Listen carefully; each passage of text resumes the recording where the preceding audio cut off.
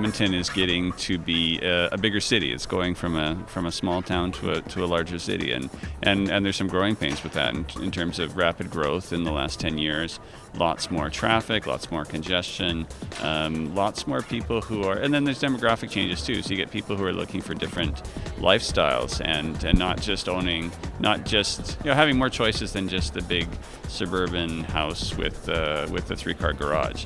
And so there's been changes. There's environmental issues. There's financial sustainment. So the cost of all this infrastructure to build these neighborhoods is really opening people's eyes. And so that comes together to say, how can we do things differently?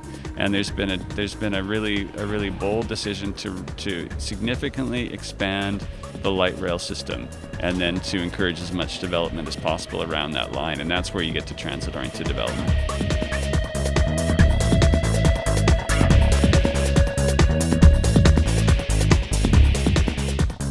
We expanded down to Century Park on the south side in 2010, and now it's under construction to expand from downtown through some inner city neighborhoods to Nate, and that will open in April of 2014, so just in about a year. We're doing engineering work on a brand new line that will run from Millwoods to downtown and then ultimately extend to the West End, West Edmonton Mall and beyond. And so that will be a different system. It will be an urban LRT system, so low floor trains fitting into the neighborhoods much better. Won't have the crossing arms and the clanging bells. It will be more of a tram effect.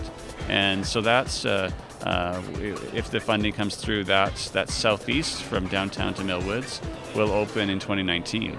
And then you see that the bigger your system gets, the more opportunities there are for development around those stations. In terms of infrastructure, the train is a big thing, but you want to make sure the streets work and are in a network that's connected, so it's very walkable and very bikeable. So streets that have great sidewalks, that have buildings that sympathetically address them. Edmonton, we've got so many streets where development backs onto the street. It's just not a pedestrian friendly. If you need to get something at the store, you're not just going to go out and waltz, you're going to hop into your car. And so we're trying to increase the densities, mix the land uses in sensible ways, and then make it very walkable and bikeable. And then parks that are smaller, more plazas, as opposed to a huge expanse of green space, which we have lots of, right? We need, but we also need some smaller and more urban ways of doing things.